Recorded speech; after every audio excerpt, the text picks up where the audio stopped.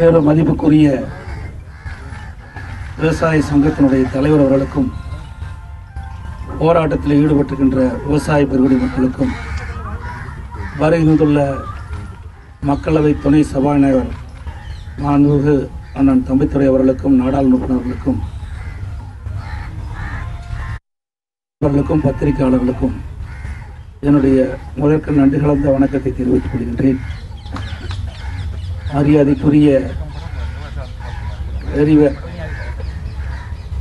நான் ஐயா கண்ணு அவர்கள் விவசாயிகளுடைய பிரச்சனையை பற்றி இங்கே சில கோரிக்கைகளை தெரிவித்துள்ளார்கள். நதிகள் இணைக்கப்பட வேண்டும் என்ற ஒரு முக்கியமான கோரிக்கை வைத்திருக்கின்றார்கள். மாண்புமிகு இதயம் புரட்சித் தலைவி அம்மா அவர்களுடைய ஆட்சி காலத்திலே நதிகளெல்லாம் இணைக்கப்பட வேண்டும், தமிழகத்திற்கு தேவையான நீர் கிடைக்க வேண்டும், விவசாய பெருங்குடி மக்களுடைய பிரச்சனையை தீர்க்க வேண்டும் என்பதற்காக அப்பொழுது மத்திய அரசில் குரல் கொடுத்தவர் மாண்புமிகு இதயம் புரட்சித் தலைவி அம்மா அவர்கள். அதைத் தொடர்ந்து அம்மாவுடைய அரசும் மத்திய அரசை வலியுறுத்தும் என்பதை இந்த நேரத்திலே தெரிவித்துக் கொள்கின்றேன். அதேபோல தேசியமயமாக்கப்பட்ட வங்கியில் இருக்கின்ற கடன்கள் எல்லாம் ரத்து செய்ய வேண்டும் என்று விவசாயிகள் சார்பாக இங்கே கோரிக்கை வைத்திருக்கின்றார்கள். விவசாயிகள் தேசிய வங்கியில் பெறப்பட்ட கடனை ரத்து செய்வதற்கு மாண்பு பாரத பிரதமர் அவர்களை இன்று சந்திக்கின்ற பொழுது அதை வலியுறுத்தி சொல்வேன் என்பதை இந்த நேரத்திலே தெரிவித்துக் கொள்கின்றேன். அதோடு மாண்பு இதயம் புரட்சித் தலைவி அம்மா அவர்கள் 2016 சட்டமன்ற தேர்தலின் போது அனைத்து இந்திய அண்ணா திராவிட முன்னேற்ற கழகத்தின் சார்பாக தேர்தல் அறிக்கை வெளியிட்டார்கள். அப்பொழுது அனைத்து இந்திய அண்ணா திராவிட முன்னேற்ற கழகத்தினுடைய ஆட்சி தமிழகத்திலே மலர்ந்தவுடன் முதலாக விவசாயிகளுடைய கடனை ரத்து செய்யப்படும் என்ற அறிவிப்பை தந்தார்கள்.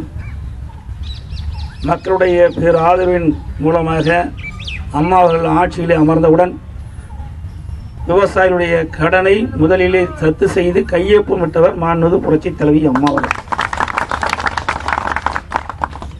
அதேபோல தென்மேற்கு பருவமழை, வடகிழக்கு பருவமழை, 2 பருவமழையிலும் பொய்த்ததின் காரணமாக 140 ஆண்டு காலம் இல்லாத வறட்சி தமிழகத்திலே நிலவிக் கொண்டிருக்கின்றது.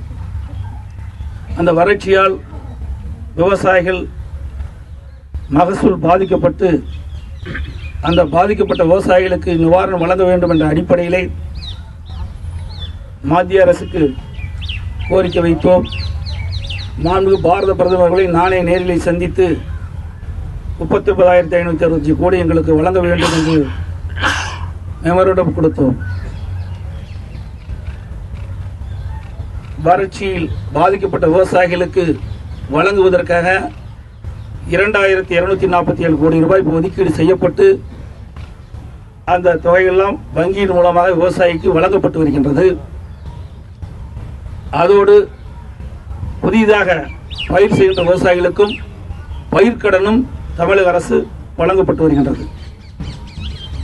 அதேபோல நீர்நிலைகள் இருக்கின்ற நீரை சேமித்து வைக்கும் என்பதற்காக குடிமராமத்து திட்டத்தை தமிழகத்திலே துவங்கி அதற்கு 100 கோடி ரூபாய் முதற்கட்டமாக ஒதுக்கி 1519 ஏரிகள் இப்பொழுது தூர்வாரப்பட்டு வருகின்றன.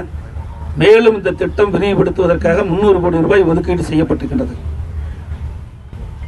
ஆகவே அம்மாவுடைய அரசு விவசாயிகளுக்கு தேவையான அனைத்து உதவிகளும் செய்யப்பட்டு வருகிறது என்பதை இந்த நேரத்திலே தெரிவித்துக் கொள்கின்றேன். இங்கே விவசாயிகளுடைய பிரதிநிதிகள், அதனுடைய தலைவர் மரியாதைக்குரிய ஐயக்கன் அவர்கள் வைத்த கோரிக்கையை மாண்பு பிரதமர் அவர்களிடத்திலே வலியுறுத்தி கூறப்படும் என்பதை தெரிவித்துக் கொள்கின்றேன். ஆகவே இங்கே தொடர்ந்து 41 நாட்கள் தொடர்ந்து போராட்டம் நடத்தி வருகின்ற விவசாய பிரதிநிதிகள், தமிழக விவசாய பிரதிநிதிகள் தங்களுடைய உண்ணாவிரதத்தை முடித்து போராட்டத்தை கைவிட்டு அங்கே தமிழகத்திற்கு திரும்ப வேண்டும் என்று அன்போடு அவர்களை கேட்டுக்கொள்கின்றேன். நன்றி, வணக்கம்.